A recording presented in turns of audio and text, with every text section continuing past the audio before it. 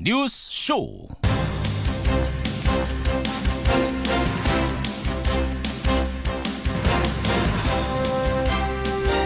진심 어린 사과는커녕 사인에 대한 설명도 하지 않고 있다.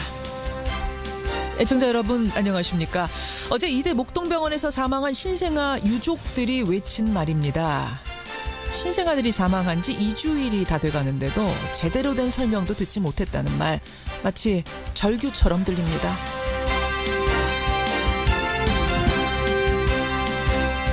그런데요, 2주가 아니라 무려 26년 동안, 아니 그보다 훨씬 더 오랜 시간 동안 누군가의 진심 어린 사과를 요구해온 분들이 있습니다. 바로 위안부 피해 할머님들이죠. 어제 위안부 TF 발표에 의하면 2015년에는 이면 합의가 있었고, 피해자들은 철저히 배제한 채 비밀 협상을 주도해온 주체가 바로 청와대였다는 게 밝혀졌습니다. 할머님들, 올해만 8분이 세상 떠나셨고요. 이제 32분 남았습니다. 잠시 후에 그중 한 분의 목소리 직접 확인하시죠. 김현정의 뉴스쇼 출발합니다.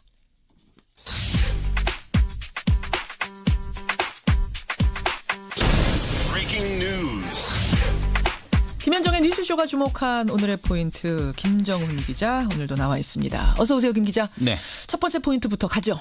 네, 위기 모면 조윤선입니다. 예, 조윤선 전 정무수석 어제 영장실질 심사 받았는데 기각됐어요. 네, 석방 5달 만에요.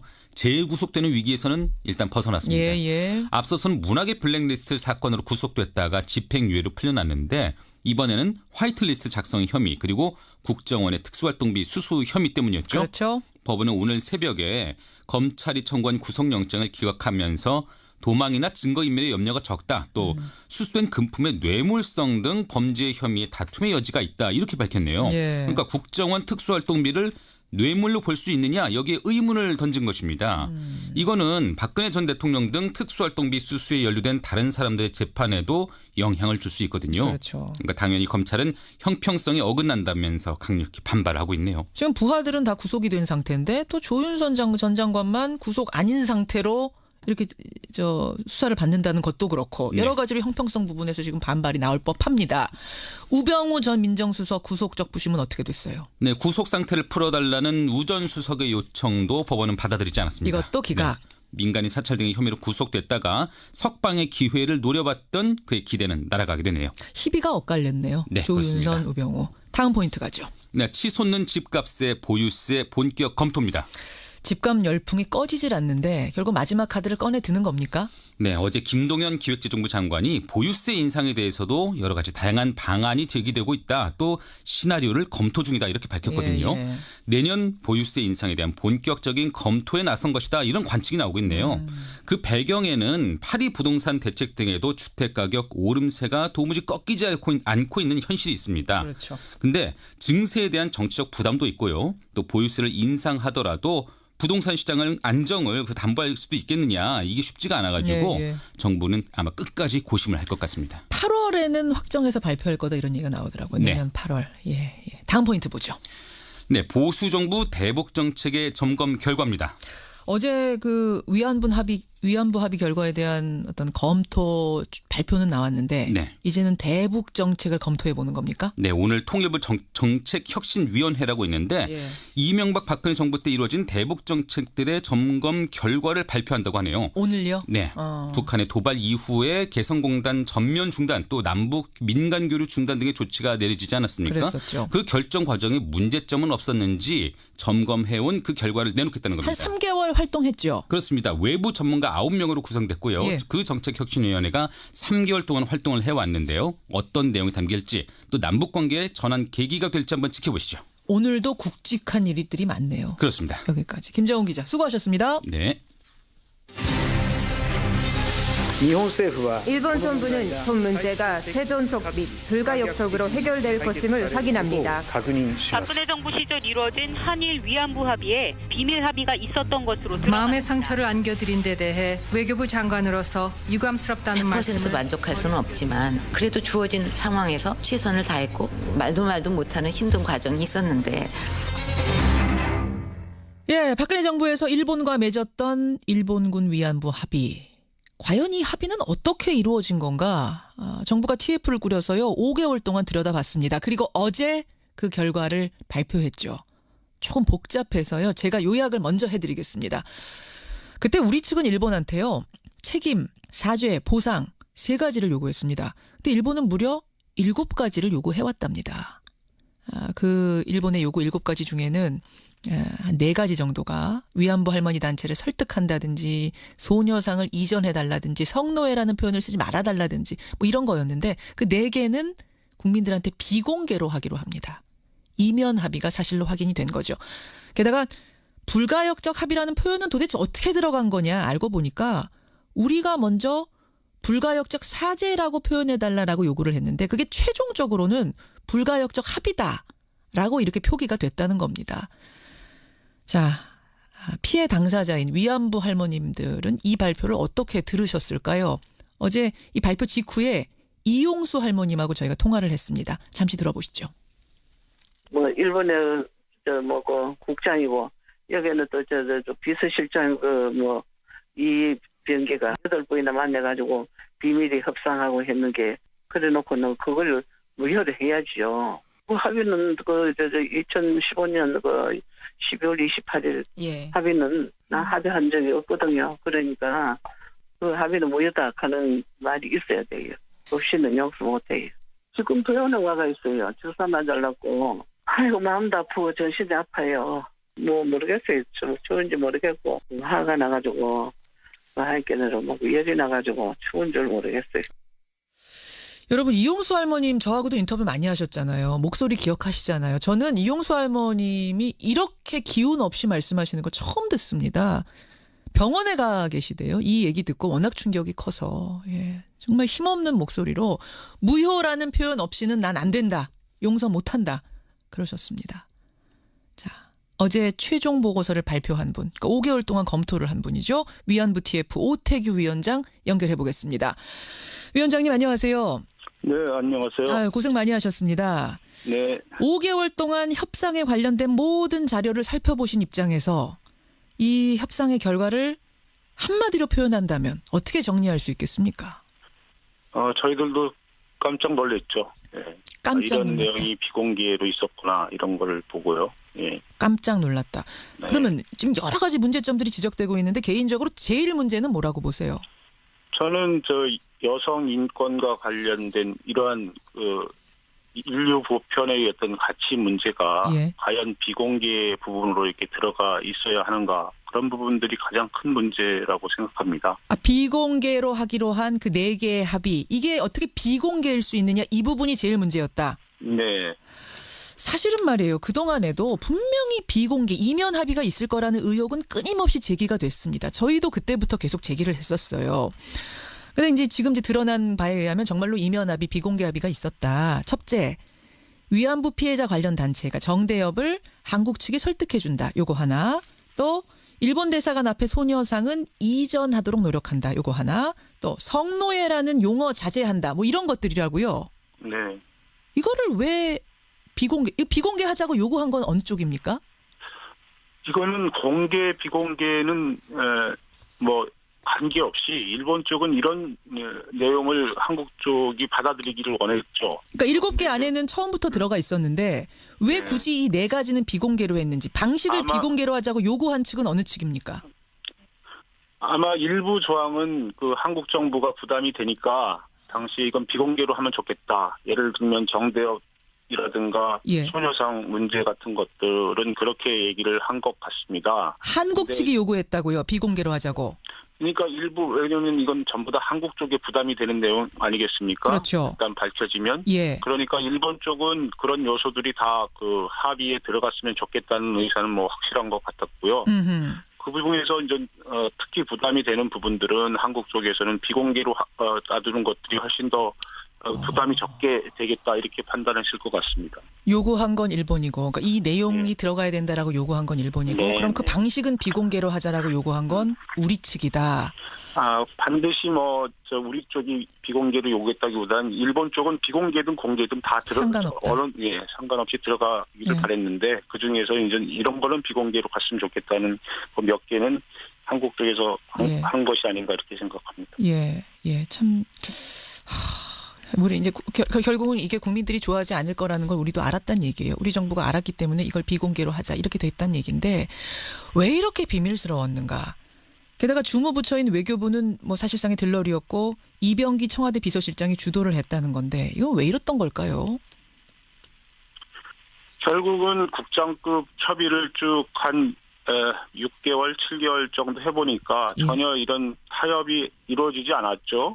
그러니까 이거는 이런 식으로 하면 안 되겠다. 조금 더 그 양국 정상과 그 뜻이 직접 통하는 사람들끼리 비공개 협의로 해서 좀 매듭을 짓자. 이렇게 양쪽에서 의견이 나오기 시작하고 양쪽이 이제 정상과 직접 그 의사가 잘 통하는 예. 두 사람이 그 협상을 주도한 것으로 알고 있습니다. 외교부 차원에서는 진도가 안 나가니까 그럼 청와대가 힘을 가지고 가자.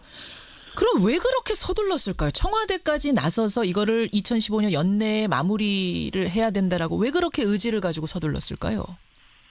처음에는 우리 정부가 상당히 그 의안부 문제가 풀리지 않으면 뭐 정상회담도 할 수 없다. 뭐 다른 어떤 한일 어떤 관계도 잘 나갈 수 없다. 뭐 이런 식으로 쭉 그 강하게 나왔지 않았습니까? 사실 박근혜 정부는 초기부터 일본에 대해서 굉장히 강경했습니다. 사과도 요구했고 굉장히 강경했어요. 예. 예. 그런데 그것이 결국은 강경하다 보니까 한일 관계가 상당히 안 좋아졌고요. 안 좋았죠. 안 좋아지니까 이제 국내에서도 이렇게 경제적으로 아니면 인적 교류 같은 것도 문제가 생기고 그러니까 좀 한일 관계를 풀어야 되지 않겠느냐라는 내부에서의 목소리도 좀 나오기 시작했고요.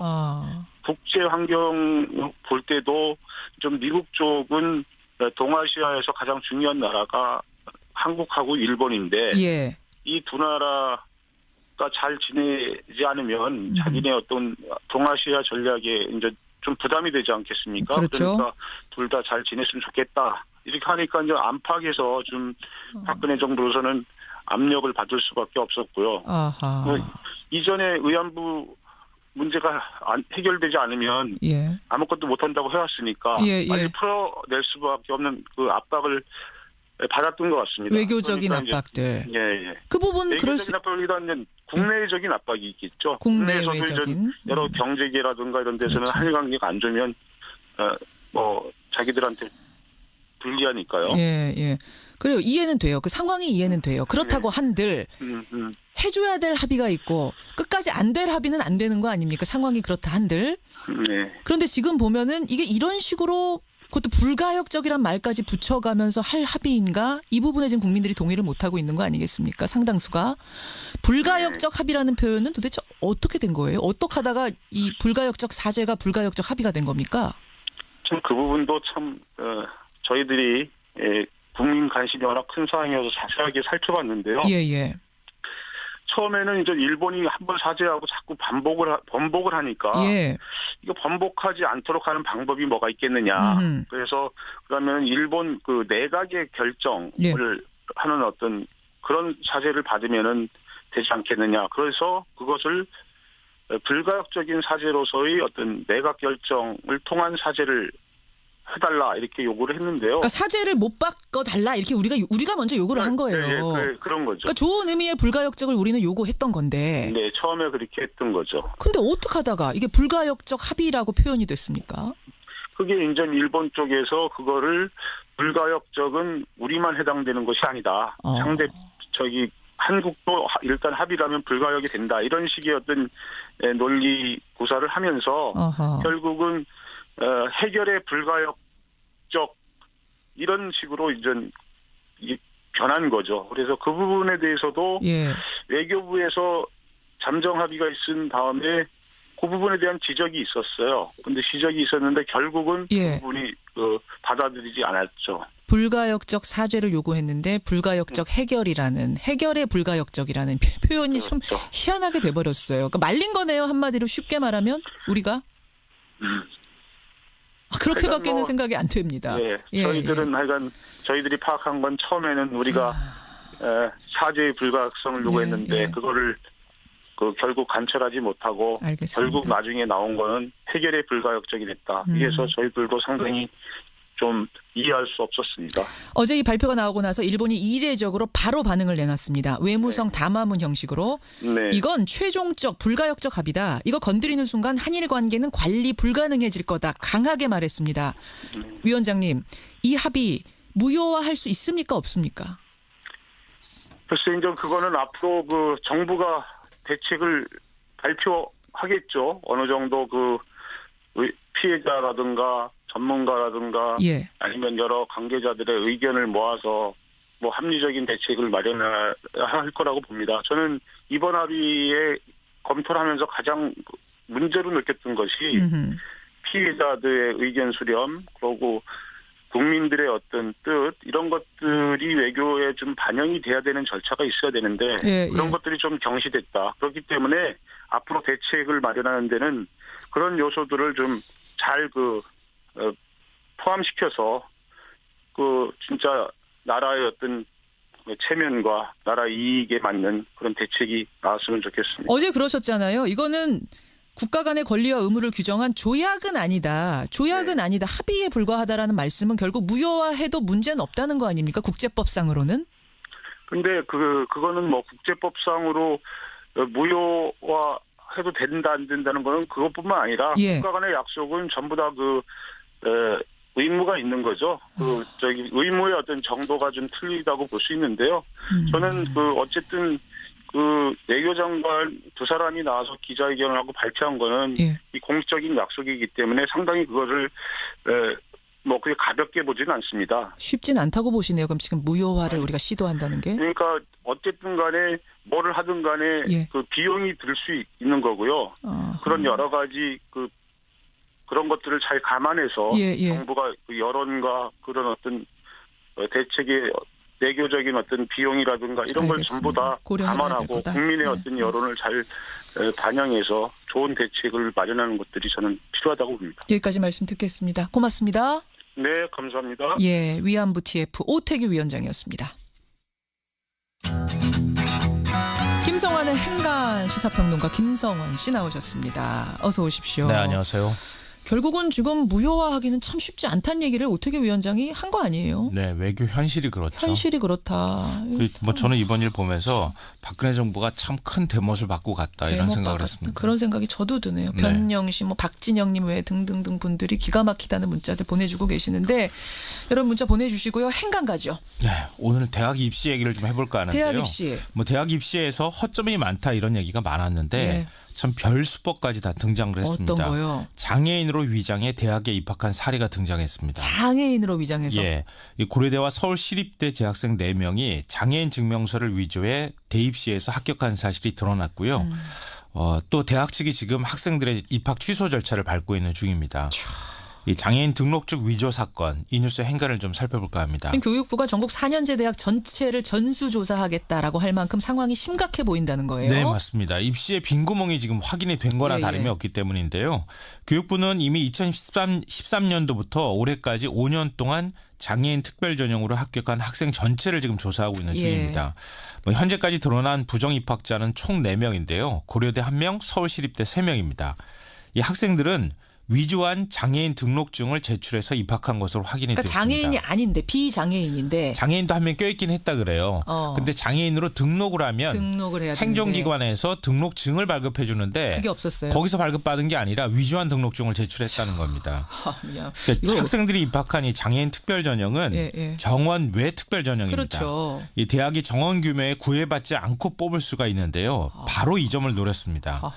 그래서 등록증을 위조한 다음에 대학 측에 제출을 했는데 대학 측은 이게 진본인지 아닌지 제대로 확인하지도 않고 학생을 덜컥 뽑아버린 겁니다. 오늘 왜 이렇게 기막힌 뉴스가 많습니까? 이 뉴스의 행간 가보죠. 첫 번째 행간은 한 공시생의 돌출행동으로 꼬리가 밟혔다입니다. 이게 무슨 말씀이세요?